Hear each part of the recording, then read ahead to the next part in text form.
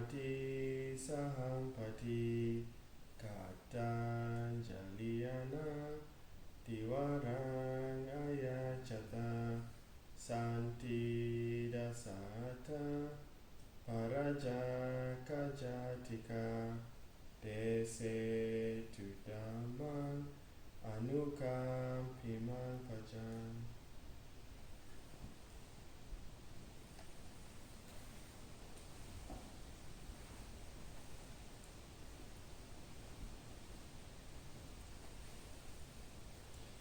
The Brahma god Sahampati, Lord of the world, with palms joined in reverence, requested a favor. Beings are here with but little dust in their eyes. Pray, teach the Dhamma out of compassion for them.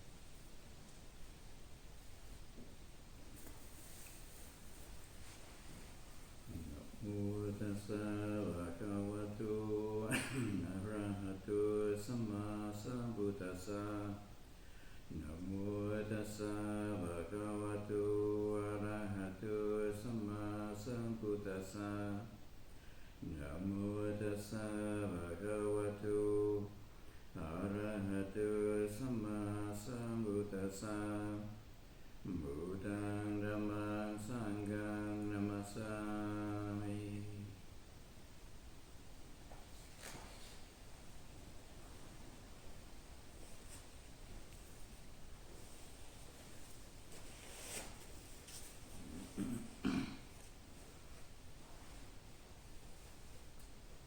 So most people come to Forest Monastery because they have interest in meditation practice, and with that, of course, there's a lot of emphasis upon the meditation exercises, developing the exercises in concentration and mindfulness. But sometimes a more important aspect, which is often overlooked because it's quite subtle, is the right attitude to practice. And this is not, this is actually part of the Eightfold Path. The right attitude, the Samma Sankappa, the right aspiration, right thought, right attitude, if you like. And remember what that is? Right attitude, Samma Sankappa. Anybody? Intention. Huh? Intention. Well, Samma Sankappa, you could say it's right intention, or right thought, or right aspiration, right motivation, or something. So it's nekama, renunciation, then ahimsa, which is harmlessness, and then non-ill will. Those are the three primary right aspirations, right thoughts for the practice. And of course, right, most important perhaps is renunciation. Because of course people usually take on something like spiritual practice, usually with some kind of a gaining mind, right? We're here to get something, right? Nibbana. Yeah? So you got to be a little bit careful to be able to weigh the right effort, for example, with the right aspiration of renunciation. We're here just to renounce Nibbana, right? Is that a bit too high for you?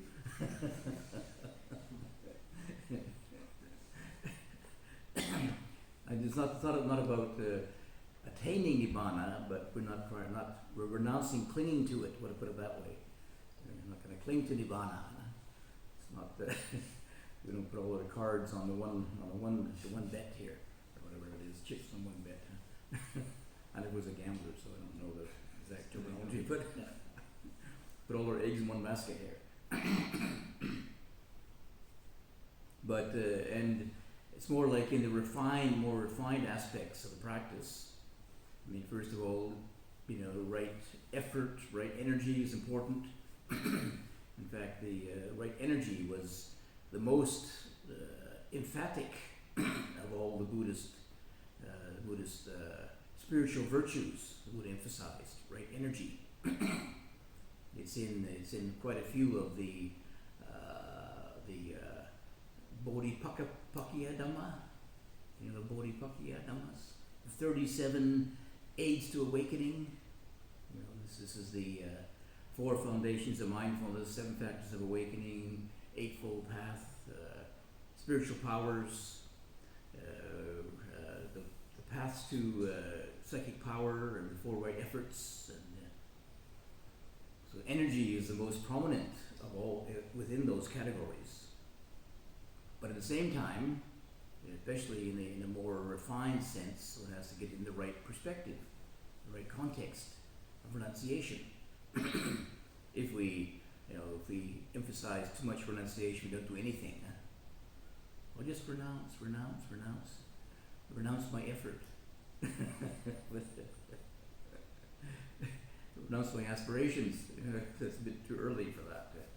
But they get it in the right context, the right balance, you see. So the Buddha pointed out, for example, in something like the 5 spiritual powers, it's about balancing them, to balance them out. About energy and concentration, faith and wisdom have to be balanced. But in the more refined aspects of the teaching, these aspects of renunciation become more prominent. For example, in the development of the 7 factors of awakening, as well as the 5 spiritual faculties, the 5 spiritual powers, and the 8-fold path, the Buddha says that these should be developed, based upon seclusion, dispassion, cessation, and ripening in letting go. I just read that.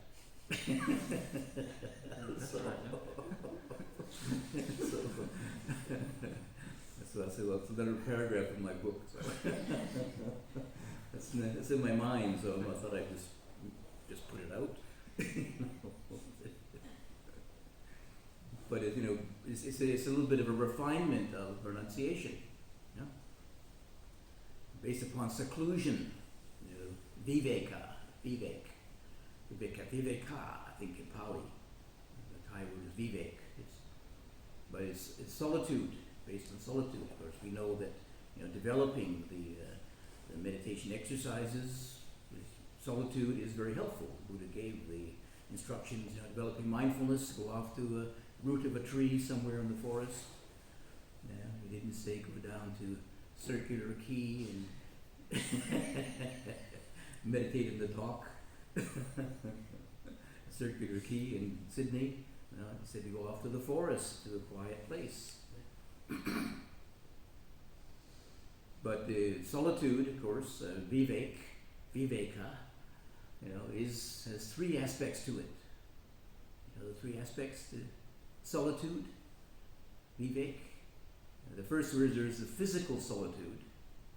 And this is kaya vivek, bodily solitude. But there's also chitta vivek. This is one of the names of Chithurst Monastery, Chitta Viveka. Chitta Viveka means the solitude, the mental solitude, which is a result of concentration exercises. Your mind is developed in concentration, particularly the absorptions. So then the mind is in solitude, away from distractions, disturbance, at least temporarily anyway. But the third level of solitude is solitude from defilements. That's the ultimate one. But I mean, it's like you could say it's like stages, progressive stages. First of all, physical solitude in order to develop concentration, which gives you mental solitude, and then with mental solitude, with concentration, in other words, help you to see more clearly the nature of the defilements, the distractions, the disturbances. So hopefully you can be able to release those, free yourself from them. And the mind is more collected, calm. And then dispassion, based on solitude. Dispassion, dispassion's speaks for itself. Dispassion, beyond passions.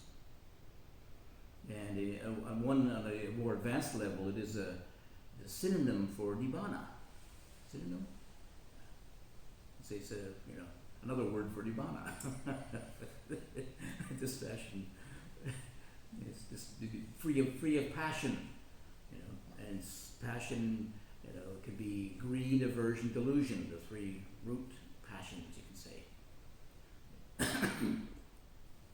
But it's at the level of developing these spiritual powers, for example, or factors of awakening, the mind needs to be somewhat removed from passion. You can say temporarily anyway, suspending greed, aversion, delusion. Maybe it is not totally relinquished, totally liberated from them, but at least temporarily, just like when the mind is in concentration, they say the 5 hindrances are in abeyance. 5 hindrances, there's greed and ill will and sleepiness and dullness and doubt and but for dispassion, it's a preliminary stage anyway, developing the deeper meditation practices, factors of awakening. And cessation. Cessation, of course, is very close to renunciation. That the unskillful akusala, unskillful qualities reach cessation. Maybe first of all, it's just temporarily. When the defilements have ceased to some degree, even been attenuated, one has an experience of peace, which is otherworldly, if you like. It's a peace of mind which is beyond the world, beyond the usual distractions that people find so much entertainment with anyway. If not their main purpose for living, is to stir up more greed, more aversion. I don't know about aversion, but some people, they like aversion because it at least wakes them up anyway. And too much doubt. Doubt can be also just mental proliferation. Maybe this, maybe that, and maybe the other, and lack of clarity. And the fourth one is it ripens in letting go. This was one of Ajahn Chah's, of course, quite famous sayings, letting go, from the Thai word, Thai phrase, letting go, loy wang. But people don't realize that it is quite an advanced practice, letting go. You have to know when to let go. And if you let go too early, you let go of your aspiration, your energy, for example. So sometimes, you'd emphasize, the importance of aspiration, energy, effort. Other times you realize people were getting too narrow-minded, too focused on a goal-orientated practice, and then let go, relax, let go. But some people take it as an end in itself. But you can recognize that if you let go too soon, you just nothing. Just blank out your mind. But at the beginning, it's helpful to recognize what are skillful thoughts, what are unskillful thoughts. Rather than just blot out all your thoughts. So the wisdom is recognizing what are the skillful thoughts, what are the thoughts to be cultivated. It's like in the factors of awakening. Buddha points out those are factors to be developed, factors of awakening. Qualities to be developed. And once one develops them, of course, when they're developed, putting energy into them, effort into them to develop them, they become part of our way of being. You don't need to emphasize them so much. When you recognize the value of tranquility. Nowadays, people talk about peace of mind and whatnot, but for many people, they can't live with their peaceful mind. They can't live with their mind. Peacefulness is frightening. You know, it's too quiet. Quick, think of something. Our habit is not tranquility. Our main emphasis is not tranquility. You know, maybe some people they try to develop tranquility just because they're overwhelmed by their thoughts. But if thoughts calm down too much, and then they're lonely. They're lonely and confused, because their thoughts are so much a point of reference in their life. I know how this feels because it happened to me one time when I was meditating in Sri Lanka early on. I had so many thoughts in the mind, just going around and around and around in my head, and one day I was just so fed up with it. I said, shut up. And the mind stopped. I thought, what will I do now? No thoughts. I'm lonely. Start thinking again, quick. And I didn't realize just how much I had, when self is associated with, or identified with thinking. Even though at one level sometimes it got too much overwhelmed and it was just a headache. The other times it was, if it did quieten down too much, you started creating your own images and fantasies and thoughts, and just like when you have these moments when nothing happening, where does your mind go? What about tomorrow? Tomorrow I have to make this and do that and go here and last year, so wonderful.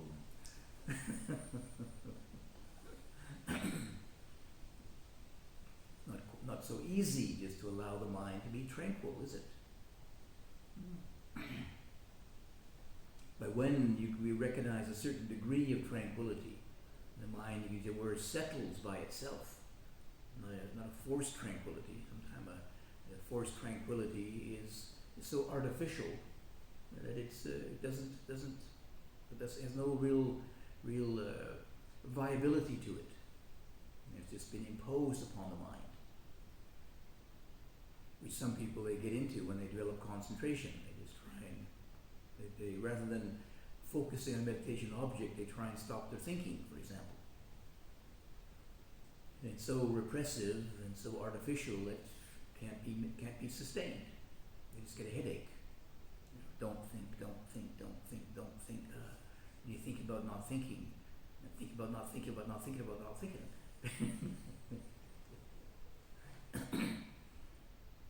If you have a powerful enough mind, you can think to not think. Yeah? But it's so artificial it can't be sustained. And it's not real tranquility then, is it? Tranquility is based upon the mind settling into a state of calm in itself. Calm state of mind as a thing in itself, not something imposed upon the mind.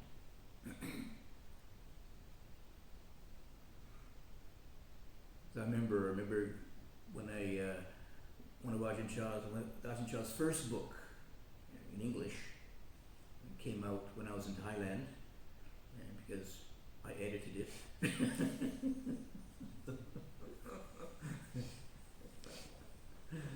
And it was quite for some people in the meditation scene, it was quite a new approach. And I remember, I think it was up in Chiang Mai, North Thailand, and somebody came to the monastery and they were just going on, this letting go, it's so wonderful, this letting go. And I said, I think you're very attached to letting go, they suddenly stopped. Aha! Letting go was the new watchword, and you got very attached to letting go. But of course, Ajahn Chah was talking about it when he gave his talks. He talked about it in the context, in the right context. Sometimes necessary too. You can even say, he even said one time, something like for the monks' monastic rules, for example. He said, first of all, you have to grab hold of the rules. Take hold of them first, grab them. And then once you become familiar with them, then you can learn to let them go. And when he was talking about letting go, he said, first of all, you have to take up with mindfulness. You grab hold of with mindfulness. You grab hold of something. You get a glass. Oh, I got it one here. First of all, you have to grab hold of it before you let it go. But many people, they don't even want to look at it. They don't even let go, let go, let go. You blank out your mind, let go. Close your eyes, don't see it. But with mindfulness, what you have to do is pick it up first. Pick up, you're mindful of, you're aware of what this is. And when you realize how, gee, it's pretty heavy actually. Why am I holding on to it if it's so heavy? Why am I holding on to it? And when you see the disadvantage of this, grabbing a hold of it, then you put it down, let it go. It's still there, but you let go of it. Whereas if you don't understand it correctly, people try and get rid of it. They don't just let it go. They try and get rid of it, but it's still there. But just I don't grab hold of it. So if I need it, I can pick it up. I don't have to hold on to it all the time. It's going to be a long talk, or I get a very sore arm anyway. let the floor hold it up. But it's still there, so if I feel thirsty, I can use it. But I don't need to hold it all the time. So letting go has a context. You say a time and a place. Most people, of course, their default is clinging, they're grasping. They cling to things. This is mine. I got to hold on to this in case I get thirsty. It's got to be there for me. But if I recognize that it's just unnecessary to keep holding on to cling to it like that, then you let it go. And it's no big issue then. It's there when you need it, and when you don't need it, it's sitting there still anyway. It's available anytime. At first you have to recognize it, what it is, and not push it away, not dismiss it. Letting go is in the context of, first of all, recognizing what it is. Okay, I don't need to hold this all the time. I need to pick it up and pour it out, use the water in it for a drink. I don't need to keep holding it all the time.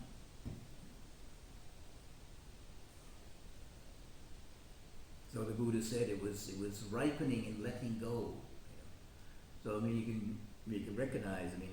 If people understand that from the very beginning, say, like developing the factors of awakening, and you just let them go. Wait a minute. Why am I doing all this work? When I got to let them go anyway, maybe I should just forget about it in the beginning. Not even try, you see. But the Buddha said you cultivate these qualities, 7 factors of awakening, you develop them, cultivate them, they gain some particular emphasis or strength within your way of being, but it's based upon solitude and dispassion. Some people that get, when they're developed in these qualities, especially concentration, for example, they can get very passionate about it. Very passionate. Concentration, oh, wonderful. Absorptions, oh, psychic powers, oh, wonderful. But the Buddhist is based on dispassion. Developing concentration based upon dispassion. And when you develop, if you actually practice concentration, you can recognize some of these particular reactions to it. When concentration is going well, they're very, very, very positive qualities. It's really wonderful and exciting. And then when it fades away or it's hard to get back to it, you get very frustrated and resentful and angry. And concentration is, it is anatta. Yeah. All you can do, you can't hold on to it, you can't make it. All you can do is create the right conditions where it will begin to develop or not, depending upon how you use it. So when one has developed it for a little while, practice concentration, and one recognizes the importance of dispassion. Yeah. Sometimes you sit down, the mind is calm. You don't need to get excited about it. Yeah. It's impermanent. Watch out. Get excited about it, and the next thing you know, your mind's off again, and you're frustrated and angry, and it's not working. I'm hopeless. I'm useless. Then you just more passion rather than dispassion. And cessation. Usually we emphasize, of course, not cessation, but development. Always developing. But it gives it the context for cessation too. These qualities arise and they pass away. There is cessation too. If you keep emphasizing development, I mean that's it's imbalanced. It's one-sided. Things arise. They'll keep rising and rising. Keep rising too much, and it's going to fall over. Right.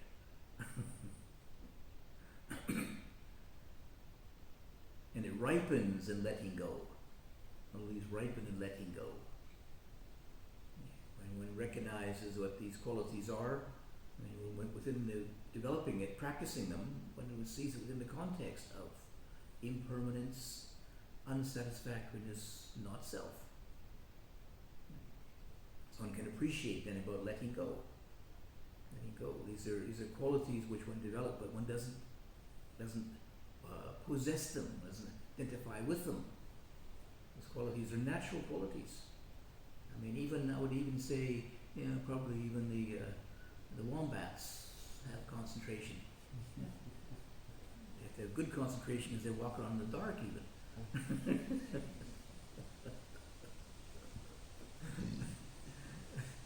A lot of mindfulness because they can't see. Well, I mean, I guess they can see clearly. Here I'm judging them by my standards of eyes, you see, but they seem to do pretty well in the dark. So they have some degree of concentration and mindfulness, and and maybe even some of the animals, like the birds, for example, they probably have better concentration than I do many times. You see, the birds never hit a tree, do they? Never bump into a tree, do they? Well, I never. Window maybe, yeah. Well, that's different. Optical illusion, but but they can go zooming through the forest and never bump into a tree. Yeah, I guess so. I don't know if they do, they'd be dead, so we don't see them anyway.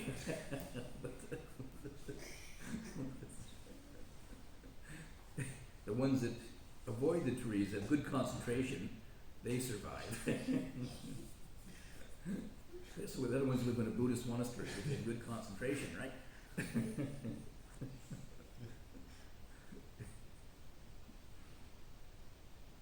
But if you ever see one of these animals, even the iguanas this morning,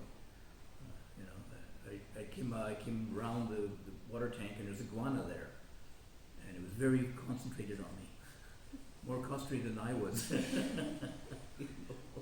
I almost stepped on it, but it was right there. It was totally alert. And we're very, very good concentration. I don't know if it was in absorption or not, but it's very good concentration and mindfulness. Immediately, as soon as it saw me, it was ready to run. But I didn't have that degree of concentration and mindfulness.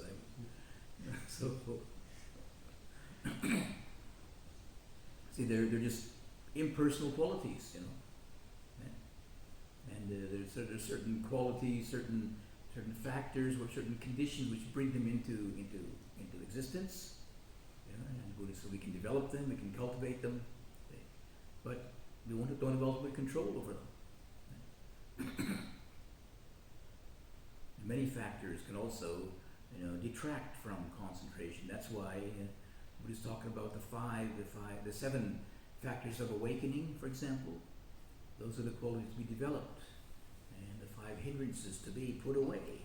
See, hindrances are also, they're also anatta. 5 hindrances, but they aren't something to be cultivated, though. We try to undermine them, try to de-emphasize them, try to not condition them, not feed their conditions. Whereas the factors of awakening, those are positive qualities of mind which we all have, but now we can give them some energy, give them some emphasis. And we begin to cultivate some of these qualities and begin to recognize these in the context of impermanence, unsatisfactoriness, not self. Okay? That's how they would ultimately ripen in letting go, because we recognize, they don't belong to us. They're just qualities of mind. And you spend all that time cultivating these factors, and when you're doing that, of course, you just assume that they're mine. My concentration, my equanimity, my mindfulness. We hear people talk about it. People get quite obsessed with their practice. Don't disturb my concentration. You're too loud. Don't distract me from my meditation.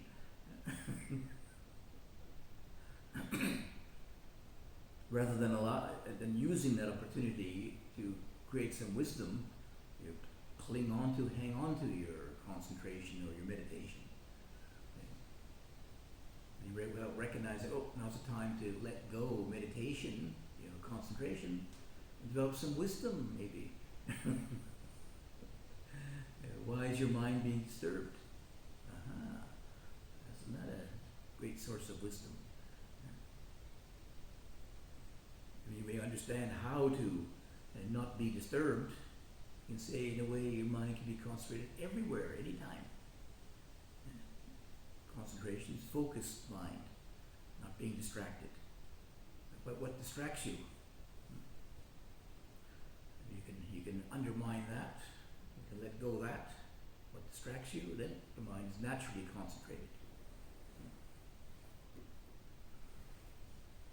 So the attitude, is sometimes even the attitude is more important than the exercises. People can develop the meditation exercises, they talk about, for example, the defilements of insight meditation. And they're positive qualities. Things like concentration and mindfulness. They can become defilements, though, when we hang on to them, when we become obsessed with them.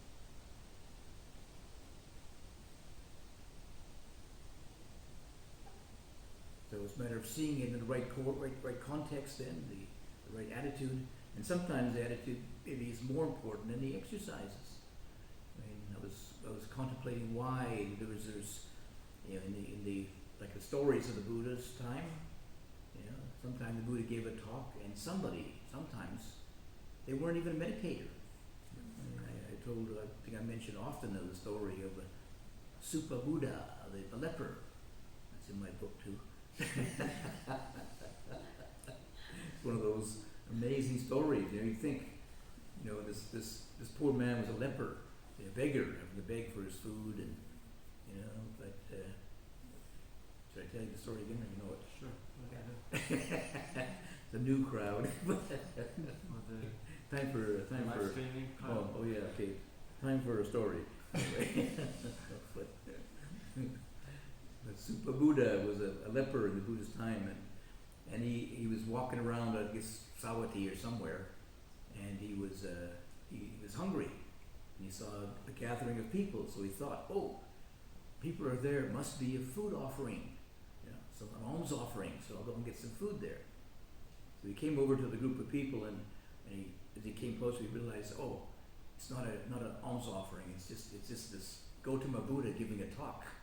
He said, well, so no food, but I'm here anyway, so I might as well sit down and listen. Maybe this, maybe he's got something to say. So he just sat down and listened to the Buddha give a teaching, and the Buddha, before he gave his talk, he surveyed all the people in the audience, with his psychic powers, and he said, who was ready for this teaching? And then he saw Super Buddha. And he read his mind, he's ready for it. You can imagine a little bit. The Super Buddha, he had no expectations. You see, he was in no expectations. He wasn't coming there to get enlightened. He wasn't coming there to hear some great, profound teachings and learn all the factors of awakening and totally empty mind. Totally pure mind. You can say, not a pure mind, but an empty mind, no expectations. Just curious. What's he saying? We listen to what he's saying with open mind. So the Buddha realized he was ready for it. So the Buddha gave a talk, apparently. It's a bit formalized in the scripture about, he gave his usual talk about practicing generosity and morality and meditation and the benefits of meditation. And as Super Buddha was sitting there listening with his open mind, he got enlightened. He was never a meditator. He wasn't a monk. Maybe you can say he probably had at least he had some degree of morality, because he wasn't a thief. He had to depend upon people offering him food and things. So, but just a very, very pure mind, you can say, in a way. Simple mind. Honest, simple person. And he heard this teaching about letting go, I guess.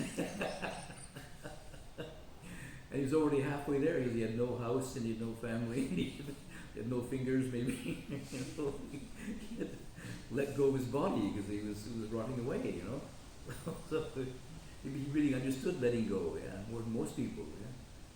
He had to let go of his body because it was just dissolving, But you can say he had then the right attitude. You see, there he was. He was in a way he was in solitude because who was a friend of a leper? So he was even lonely. And he had no. Once he gave up the idea of coming there to get some food, he had no passion. And his life, he recognized. If you have a disease like that, you probably are very, very aware of cessation, your life ending, and right when you're letting go. He had a very, very wholesome attitude, anyway, at the very least. And so he didn't know about the Eightfold Path. Probably wasn't a scholar of the Buddha's teachings. He wasn't a Pali scholar. He wasn't a meditator. He was, and yet, something, he had the right attitude of mind. Other times, of course, the Buddha was teaching his disciples, who already were, some of them like Sariputta, Moggallana, they were already spent many years as ascetics and developed meditation practices, and they were already very evolved spiritually. And they just had to hear a few words from the Buddha, and it was all clear. The other people didn't have those preconditions, except maybe their right attitude. They had the right attitude to listen with an open mind. And how hard it is to have an open mind, we have our expectations, and we have interpretations. I remember when I was in Thailand, when Ajahn Chah was giving talks, he was giving in Thai. So I had to study Thai to learn what he was saying. So when I was first listening, in the early years, I was interpreting in my brain all the time. Oh yeah, that means that. And it was a really headache. But it was the only way I could understand what he was saying. I had to translate in my brain. But then when I got to know Thai much better, and Ajahn Chah emphasized this too. He would say, a number of times he would say, listen with your heart, not your head. Listen with your heart. So when I learned Thai well enough, I could listen more in the heart, and I didn't have to process it through the brain, and it was quite a different experience. Sometimes I didn't even know exactly. I can't remember exactly what he said, but sometimes it hit home, hit the heart. And then there's also, it's in the Thai language, there's also a little bit other aspect to it, because in Thai, to understand literally means enter the heart, to khao chai. Yeah. The Westerners say, oh yeah, I understand. No, you don't. You don't get it from the brain. You get it from meaning more like the direct experience. It's not just an intellectual exercise, but it needs to go right into your experience. So it enters your heart. Then you understand. In the brain you have the knowledge, information, but not the understanding. You see. So the attitude, sometimes the attitude can be more important. I remember once twice actually, when I was in England, and there was a friend of the monastery who was a teacher, and he was teaching the Open University courses. And because one of the classes had a video of Ajahn Chah, it's called The Mindful Way. I don't know if they still play it or not, but they played in the Open University. It was taken in Ajahn Chah's monastery in Thailand. So this man knew that there was a branch monastery in Northumberland, where I was staying. So he'd bring the students out there. And the first time he brought the students out, they hadn't studied this part yet.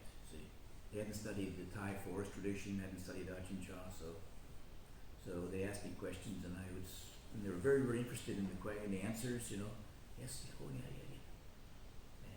So then, but the next year, he brought the students back again, another group of students, but this time they'd already studied the course, you see. They already saw the movie, and they already studied the course. And then when they asked me questions, and I tried to answer, they interrupt me. Say, no.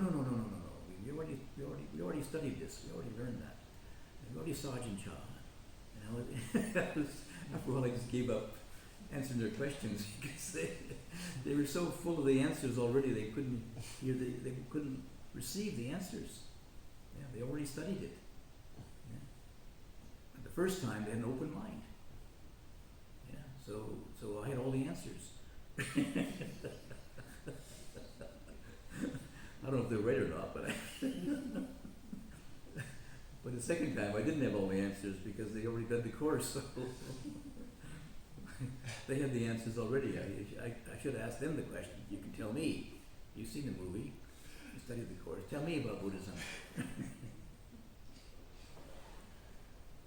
And I could kind of empathize with them too, because those are the answers they needed to pass the exam, you see. Probably the ones that I gave them that wouldn't help them pass the exam, because they would say, oh, maybe, Nibbana is a bit like that, It's not quite what Ajahn Chah means. I gave them two profound answers, maybe. It wasn't black and white like they need to write an exam, you see.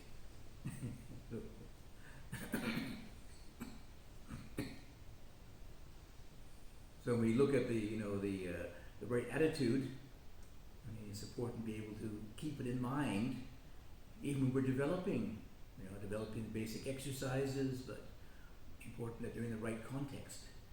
There's a development, but there's also letting go. There's the holding on and letting go. There is the moving forward and the stepping back.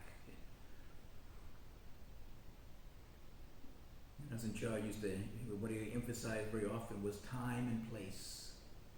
We have to know the right time and place for the practice. Not just always, pushing. That's what many times is emphasized. Just keep pushing forward, and more energy.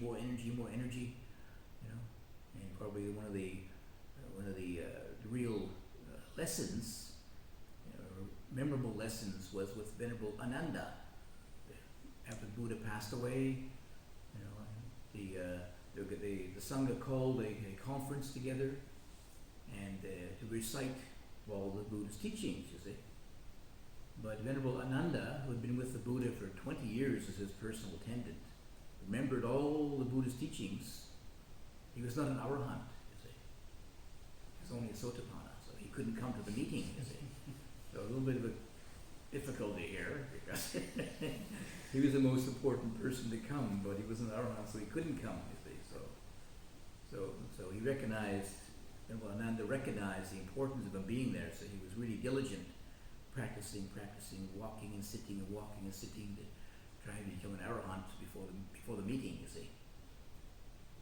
And he was so wrapped up in this, he was just about exhausted, and he realized, oh, I gotta take a rest here. So apparently, then he went to take a rest, and he went to lie down, and just as he's relaxing, he got enlightened.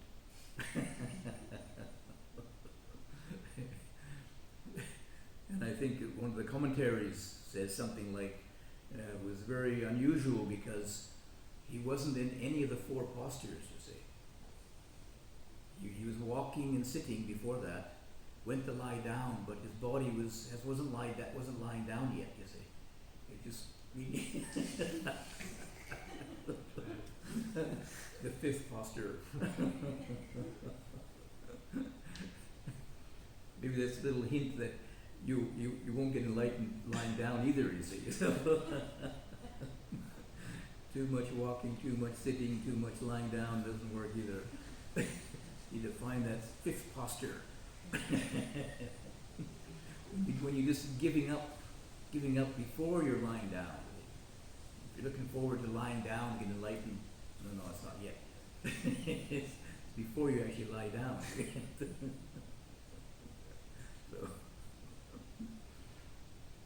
but you have to look at the right context, you see. I mean, we would have thought maybe, the more diligent, the more he walked, the more he sat, the more he walked, the more he sat, the closer he'd be to enlightenment, you see. But it wasn't until he relaxed. So you could say, well, if you relax too early, it wouldn't happen either, But too much energy, too little energy. So each one of us needs to find out for ourselves, what is the right amount. And I remember before I went to see Ajahn Chah, there was a collection of some of his questions and answers, I think they were called, and translated into English. They were circling around Thailand, and one of the things which really struck me was somebody asked Ajahn Chah, I said, how many hours of sleep should we get? Because there is, in the scripture, it says you only sleep 4 hours a night, you see. Some teachers really keep that strictly, you only sleep 4 hours a night, you see. Somebody asked Ajahn Chah how many hours of sleep you should get. He says, I don't know. Look at your own body and mind, you'll find out. That was a very wise man, Everybody's different, Some people have lots of nervous mental energy. They need to sleep a lot. Others, their body is not very strong, So you got to find out for yourself. And the most important part of it is the practice is observing your own body and mind. Not asking Ajahn Chah how much I should sleep. He says, look at your own body and mind. It'll tell you. That's what the practice is in here, not out there, So a very, very fundamental truth it is pointing at. You find out from yourself, from your own body mind. That's what the Buddha did. The Buddha didn't, Google enlightenment, How to get enlightened, Let's Google it. All he had was his body and mind. So he sat under the tree and observed his body and mind, and he found the way to awakening. So we all have a body-mind. You just need to keep observing it, with more clarity, more mindfulness, more concentration, more of the 7 factors of awakening, and the right attitude. And maybe you'll find the right attitude, the right posture. You'll find the 5th posture, be enlightened in the 5th posture. So hopefully you'll find it.